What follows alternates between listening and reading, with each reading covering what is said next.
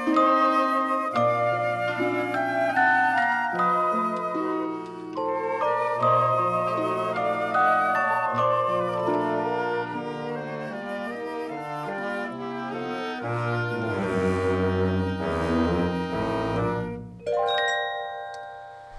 this is B-Dub, and welcome to a new episode of Clearing Out My Head.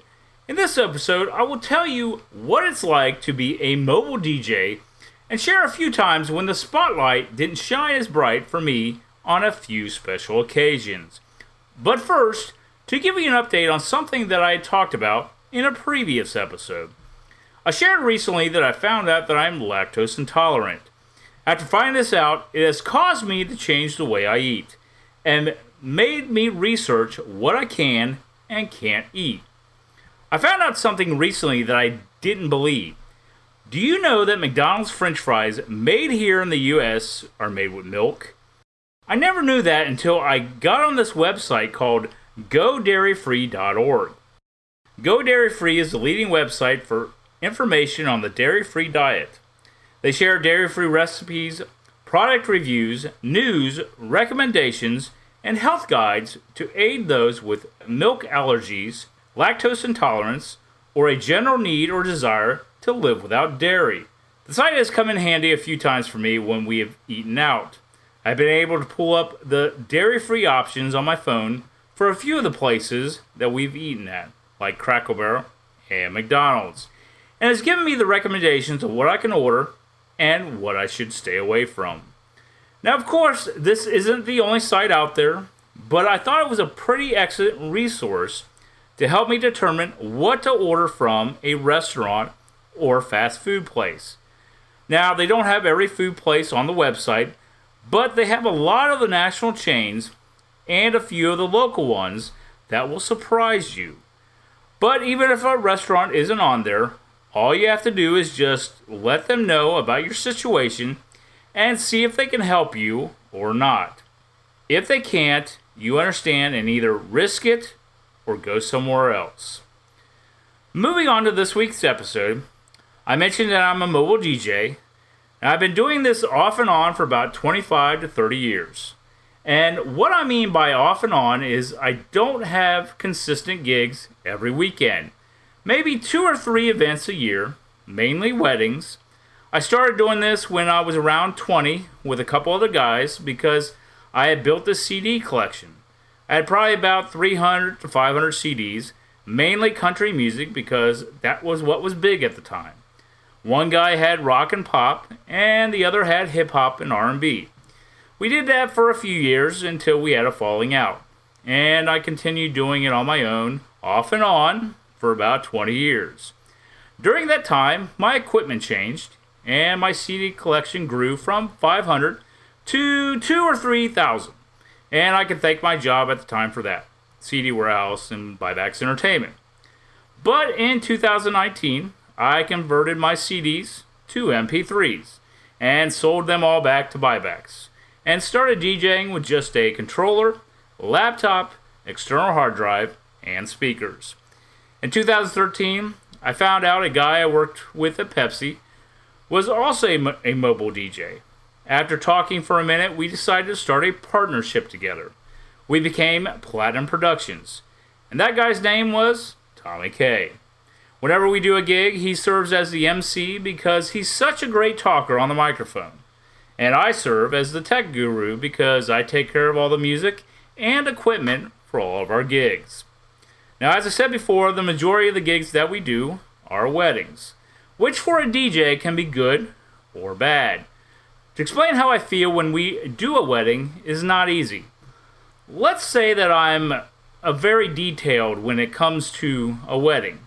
I try to have more music than the couple has requested, which means if we're supposed to be there for 4 hours, I will set up the playlist for maybe 5, 6, or even 7 hours of music just to be safe, because you never know what's going to happen. Anyone who has ever been to a wedding reception knows that there are parts to a reception. The first part is the arrival or cocktail hour. The second part is dinner. The third part is the bridal dancers and cake. And the fourth part is the general dancing. Now, these parts can fluctuate at any time. The cocktail hour could run longer than previously suggested. Dinner could be cut short. Main dancing could go longer because people are having such a good time, or you're asked to stay longer. These are all things that I have to think about when I'm setting up my playlist for a wedding or any gig that we're doing. You never know what's going to happen. This brings me to a few times that spotlight didn't shine that bright on us during a special occasion. Now, both of these occasions were weddings, and it was when Tommy K and I were together. The first one happened quite a few years ago. I know we were doing a reception at a country club, and everything was going great. We were in the general dancing, and suddenly my computer crashed, and everyone looked at me like, what just happened? Tommy K had just stepped outside for a second. My son was with us to take some videos for our website, so I asked him to go get him so he could get on the microphone to talk to the crowd while I was trying to get everything back up and running. I remember the bride was very upset, but so was I. I was thinking, how the hell did this happen? Everything was just working fine. Tommy K came in, got on the mic, and calmed everyone down. Luckily, we hadn't done the game that we usually do during the reception, so he could do that while I was bringing everything up. The good thing was I could bring everything back up. The bad thing was that I could only access the playlist and not any other music on my hard drive. So I couldn't take any requests for the rest of the reception. I felt terrible and made it a point from then on that every gig that we did to back up my playlist to another drive.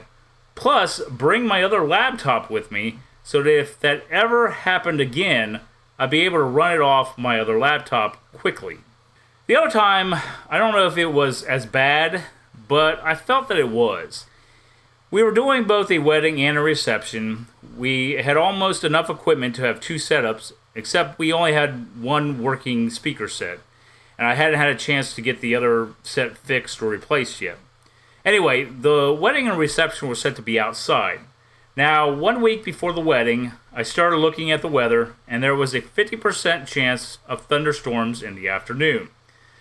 This started to worry me because I didn't want our equipment to get wet or us to get electrocuted.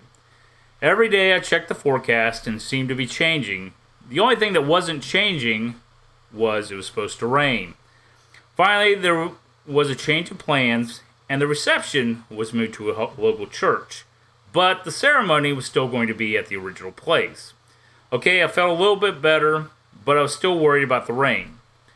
The day of the wedding arrives, and I'm checking the weather, and it looks like we might be good. According to the forecast, it wasn't supposed to rain until after the ceremony, so I headed to the wedding venue to set up. Now, I'd spoken to the bride earlier in the week and asked her if it was alright if we used a canopy tent to cover our equipment. She said that was fine. So Tommy K and I got all set up, did our sound check, and we were ready for the ceremony. Now, as we were walking back towards our cars to get our clothes to change, we heard thunder, and we looked at each other. To give you an idea of the wedding area, there was probably about 300 feet from where the cars were parked to a shelter. From the shelter to where they planned on having the ceremony was probably another 300 feet. About 45 minutes before we were supposed to start playing, it started sprinkling, and it was still thundering. Now, at first, we didn't think anything of it because the sun was still out, so we figured it would stop, but it didn't. It got darker about 15 to 20 minutes later, and the rain started coming down. The call was finally made about 15 minutes before we were supposed to start the music to move everything into the shelter. So with everyone scrambling to get everything from the ceremony area with one cart to use between us, we got everything moved into the shelter. The bad thing on our end is that we have electronic equipment. I had to turn everything off and pack it up so it wouldn't get wet while we transported it. Once we got everything set up and turned on in the shelter, I had realized I didn't correctly close my program and disconnect my external hard drive from my computer. Well, luckily, I had my other computer with me, and I was glad I didn't leave it at the church with the other setup. But needless to say, before I could even open my DJ program, I had to find my external hard drive first. Sometimes this can take a couple of minutes, other times this can take longer. And of course, this would be when it decides to take longer. So it's time for the ceremony to start, and we have no music. I was both pissed and upset. I was pissed because I was soaked from head to toe because of the monsoon that just hit, and I was upset because we didn't have any music ready for the ceremony. Tommy K spoke with the couple, and they seemed fine with it and walked down with no music. Now, I was hoping that my drive and program would come up by the time they were pronounced husband and wife, so I could at least give them that, but it didn't finally come up until they walked past me. But that wasn't the only thing that hit me. That's when the second monsoon hit. And of course, the direction it was blowing was where I was with the equipment. Luckily, a groomsman was there with an umbrella to shield everything while I shut down my computer and moved everything to the middle of the shelter. Once the monsoon cleared, we could pack up and head to the church, and the reception went well. I talked to the bride and groom after we were finished, and they were making sure that our equipment was all right, which I told them it was.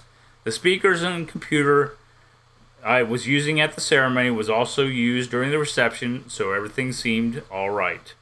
I apologized to them for not having any music during the ceremony, which they understood. And those are just a few of the times that things didn't work out the best during an event.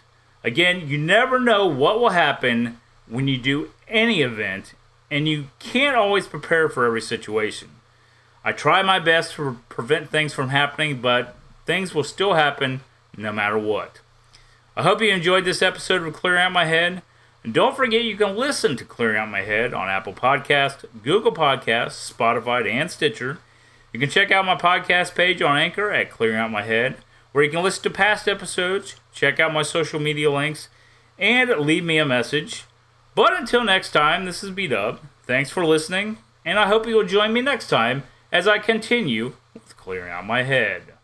It's over. The show is over. We're out of time. Wow, that was quick. Exactly. That was the whole show. See you soon. Okay, bye. Bye.